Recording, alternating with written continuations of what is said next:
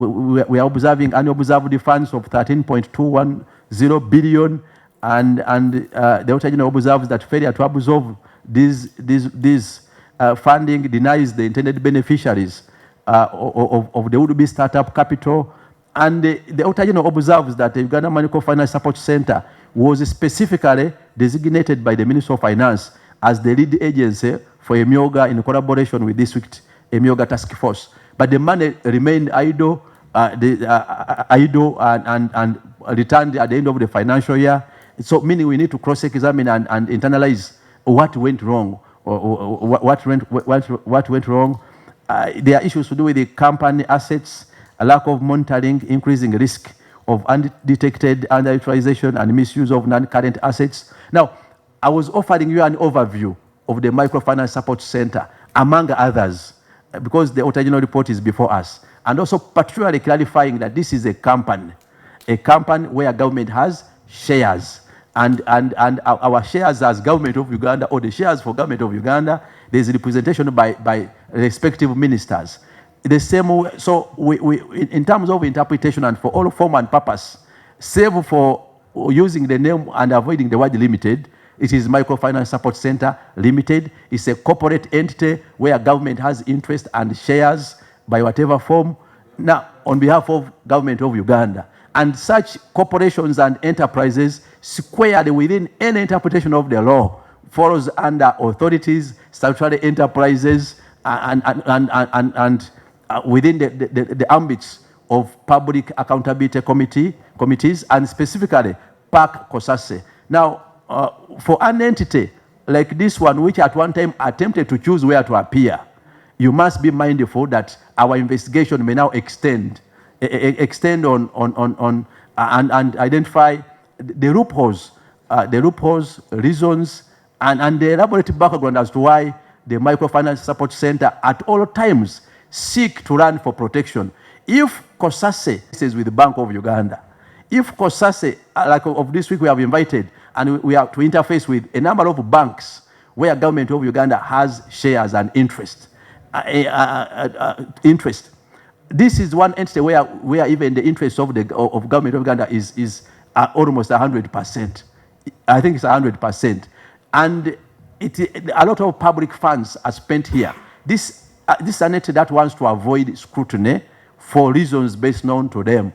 And why we think it is avoiding scrutiny, because we have accorded it invitations to appear, now 2 invitations from PAC COSASE. Now it is 11 minutes past 1. We have been sitting here as PAC COSASE, waiting for officers of Microfinance Support Center to appear. I understand it is headed by who is the head of Microfinance Support Center? Executive Director. It's headed by what? What is the name of the Executive Director? Mr. Mujuni. Let me just... please get us the name.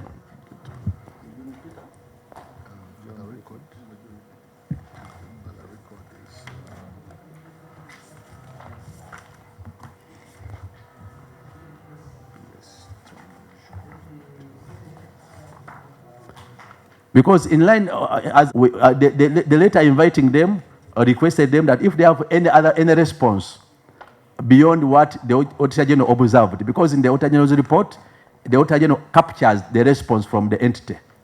Now, if they have any additional response, they would also have it to the committee. Who is the director?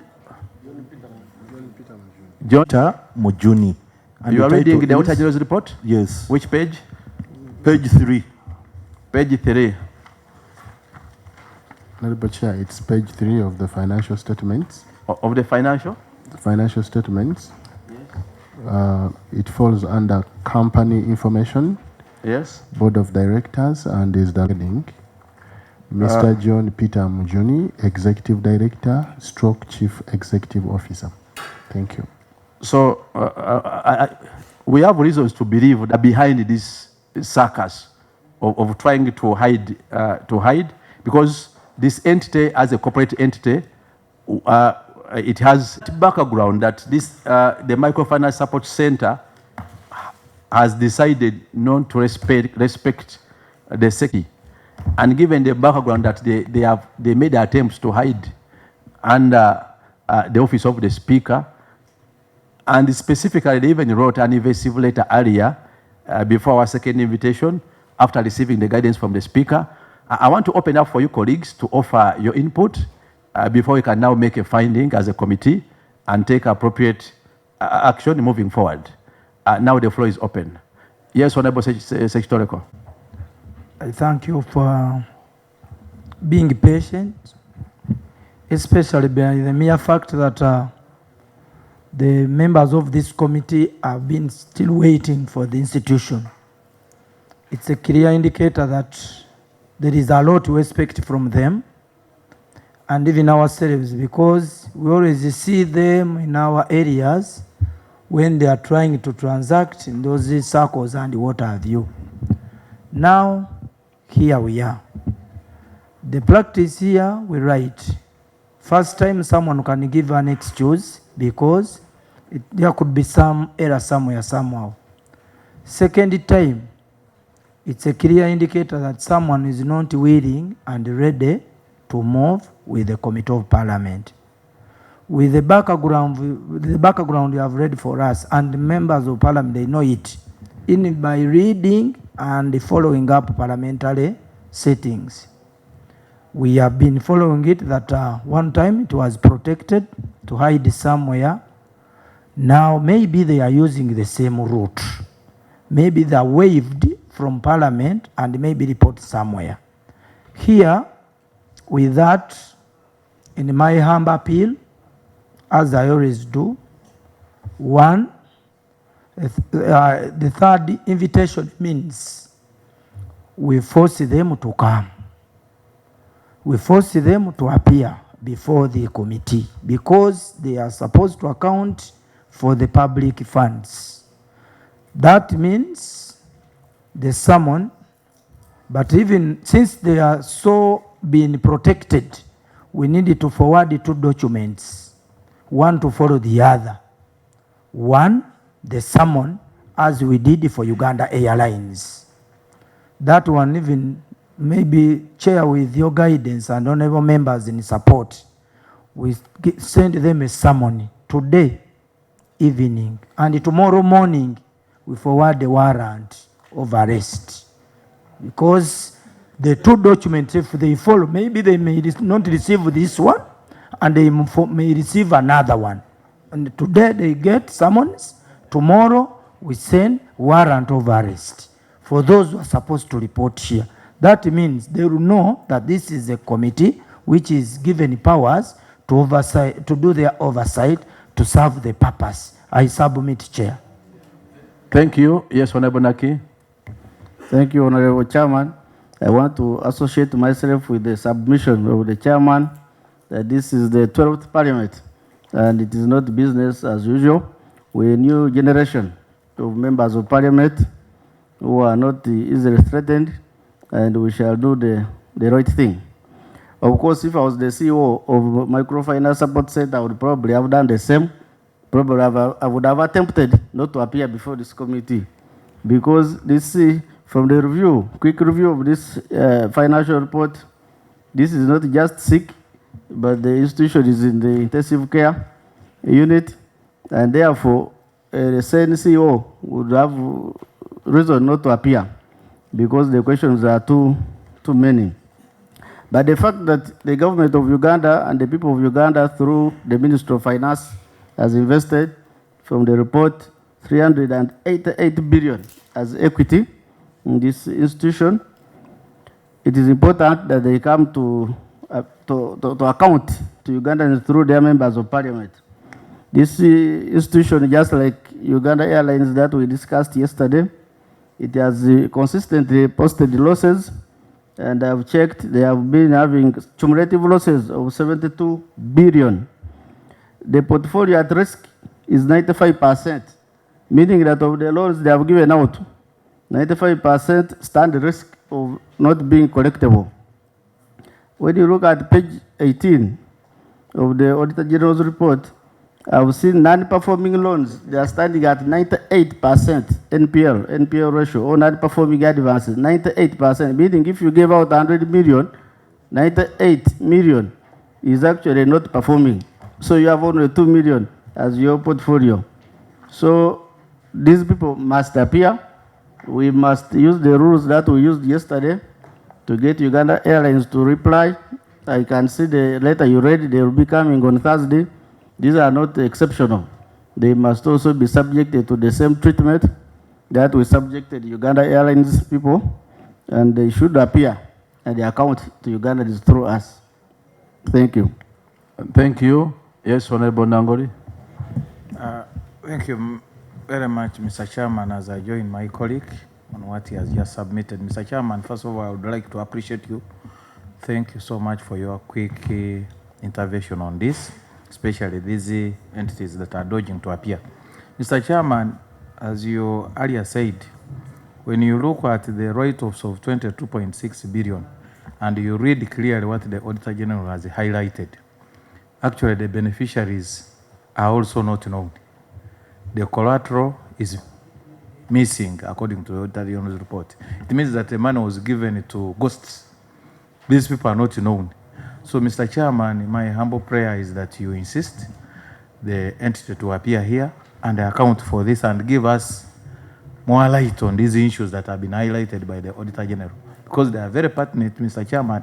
Because if you give a loan and you don't know even the beneficiary, the person who got a loan to a tune of 22.6 billion, that's a lot of money. Mr. Chairman, I recall in the year 2023 actually, 2024, through the Finance Committee and the Parliament of Uganda, we capitalized Microfinance Support Center to a tune of 200 billion on top of what my colleague has just said. So we have been funding the entity as a parliament. We have been giving the entity money to help the wananchi, especially through emyooga and others. So, Mr. Chairman, we are with you this time around. And Mr. Chairman, I would want to appreciate you in a special way. That thank you so much for reviving this committee using your mandate as a chairperson of the committee. Mr. Chairman, as members, we are very happy and we are going to support you 100%. Thank you so much, Mr. Chairman. Thank you. Yes, Honorable Sarah, then Batua. Thank you very much, Honorable Chair. I also stand to support my fellow honorable colleagues and you, Honorable Chair, not to consider any entity which is trying to show that it is above others.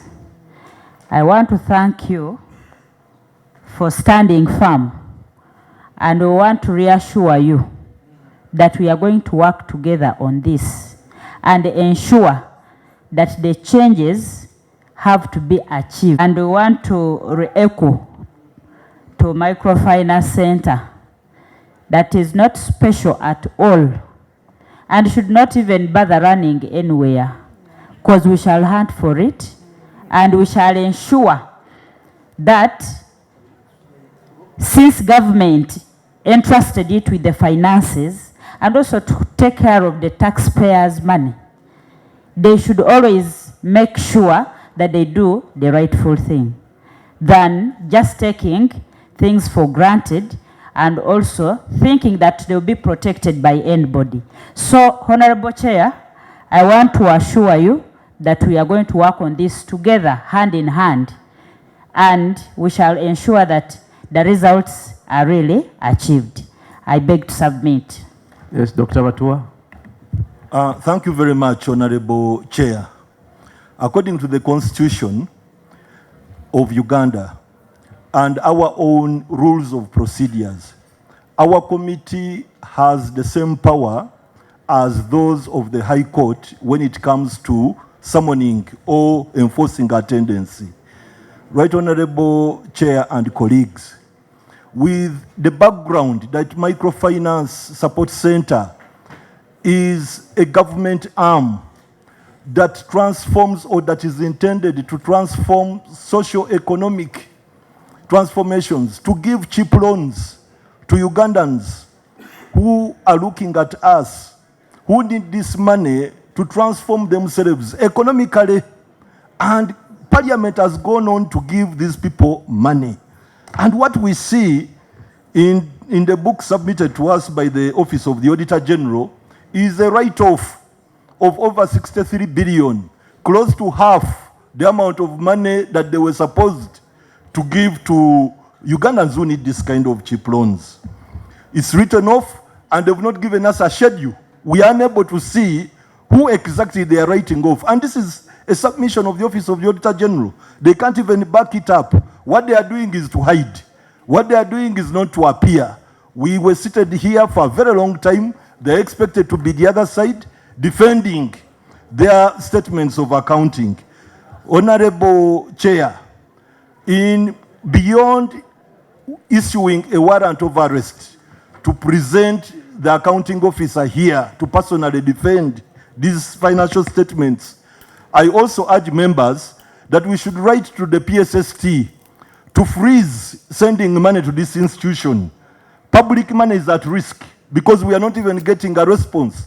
We should freeze further disbursement of money to this institution until we interact with it and ensure that we've leveled the management of public money there. It's not benefiting the intended, and it's just getting lost, so it's at risk. Secondly, Honorable Chair, if the police hunt for the executive officer or the accounting officer and they fail to arrest and bring him here, let's write to PSST to fire and appoint another, because we need to address this matter. Hiding should never be a solution. We should conclude this matter and save public money. And I think we also need to interrogate how did they arrive at this particular, you said it's a ED? Because I can see from the particulars of individuals who are directors. We have 1, 2, 3, 4, 8. There are 8. I wonder how it was processed. And this, you said that the current director is who? John Peter. I can see John Peter Mujuni is indicated as the executive director. But there are several of these who are directors. And indeed, I think we must look out for all these directors. Because if public money is at risk, we need to look at all these who are in the charge of the day-to-day administration of the Microfinance Support Center Limited. The directors are Kalule John, Chiza Emmanuel Aliba, Mpakibi Waiswa Robert, Odongo Milton Amanya, Kalibala Agnes Kadama, Mujoni John Peter, Nandagire Diana Ntamu Mwanga, and Twesime Frederick Tabula. I think these are individuals of interest. Because in the normal management of a company, these people take a decision. These people are involved in decision making. And the company secretary, Ndibuza Mariam. We shall also seek to interrogate how specifically this one was voted as the executive director in wake of the revelation of the Auditor General's report. And as we have the discussion, be mindful that we have executive director and other directors. At least we have established on record, and the corporation secretary. And we shall also seek to understand how finance has selected to apportion an accounting officer, either among, from the ministry, the general transactions of this enterprise. But let's get from the colleagues, we beef up the discussion and we take a decision later. I was, Honorable MC. I think what we are facing here is a group of people who are trying to shield themselves from what the law says. The constitutional commandment is very clear regarding accountability. For the last 5 years in this parliament, there is not a single committee of this house that has shown a torch onto the audit reports of this particular entity. So the question is why? And now what we are facing are them asking which particular entity or committee of parliament should look at them. It's not the duty of the accounting officer to determine where they go. We had that issue recently with UHRC, and right now we are having a similar entity writing to us, telling us that it's not you, it's not the other one. It's a matter of the law. Secondly, there are issues in the Auditor General's report regarding this particular entity. If I'm to tick off one alone, over 63 billion were written off in loans. It's a key issue. Where have they answered that? If they have not answered it here, where have they answered it? They can point us to the committee which has interrogated that. 63.7 billion Uganda shillings were written off in 1 year. And now, when it comes to shining a light, our duty here is to just shine a light, and we shall just continue to do that. We are not witch hunting anyone. We are following strictly the law to the letter. So, our good friends, I think we are just sending a message that this could be business unusual. Thank you, Chair. Thank you. I think from the submission of colleagues, first of all, now it is our finding that the Microfinance Support Center Limited falls squarely within the description of Rule 187 in relation to the mandate of Public Accounts Committee, COSASE. Number two, the Auditor General's report, as envisaged in this rule, is already before the committee. Now, this clears the air. This particular entity, the Microfinance Support Center Limited, was actually audited. We have the Auditor General's report, and we also have the financial statements. So we are well equipped to transact on this entity and make a follow-up on the findings of the Auditor General.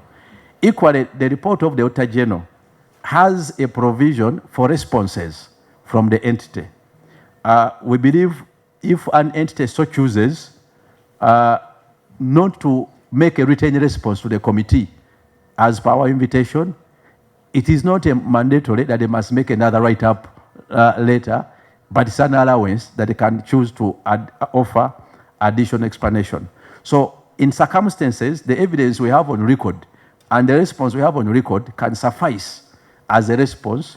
As a response, now on record, now that we sent a second invitation on 19th August 2026, that was received on 20th August 2026, both by the Microfinance Support Center and the Undersecretary or Accounting Officer, Minister of Finance, Planning and Economic Development. We have reasons to believe that the Microfinance Support Center has, without reason, selected to disobey and disregard the invitation of the Public Accountability Committee, COSASE. Mindful that the Speaker of the 12th Parliament, the Right Honourable Jacob Oboth, has since guided and mandated the committees to transact in accordance with the law and the rules, and reminded accounting officers not to attempt to abscond from invitations from parliamentary committees, including and more specifically accountability committees. We find that the conduct of Microfinance Support Center, the accounting officer and its directors falls within the definition of individuals who can be held in contempt of parliamentary business and parliamentary processes. In that regard, we have reasons to believe that the available option before us is to use the rules and register the attendance of these desired witnesses. And in the circumstances, we find that all these are desired witnesses. The accounting officer, all the directors, and more specifically, the executive director. And for our record, we now require the attendance and need to secure the attendance of the accounting officer. We want to secure the attendance of Kalule John. We want to secure the attendance of Chiza Emmanuel Aliba. We want to secure the attendance of Mpakibi Waiswa Robert. We want to secure the attendance of Odongo Milton Amanya Moses. We We want to secure the attendance of Karibala Agnes Kadama. We want to secure the attendance of Mujuni John Peter. We want to secure the attendance of Nandagire Diana Ntamu Muwanga. We want to secure the attendance of Twesime Frederick Tabula. And we want to secure the attendance of Ndibuza Mariam. These being persons in direct management and control of the funds, and operations of the Microfinance Support Center Limited. And subsequently, after interfacing with these and securing their attendance, we shall by extension at a later date, seek to also interface with the shareholders, the shareholders of the Microfinance Support Center Limited, who are the Minister of Finance, Planning and Economic Development, Minister of General Duties, Office of the Prime Minister, Minister of State for Finance, Microfinance, by extension at a subsequent time. And now for the ministers, I want to request that you send them invitations. And since we had not invited them earlier, let's send them invitations on the date we are going to determine. But for the directors and the executive director, plus the accounting officer, who have demonstrated the continuous attempts to disregard invitations by this committee. Having given them a second invitation, I want to move under Rule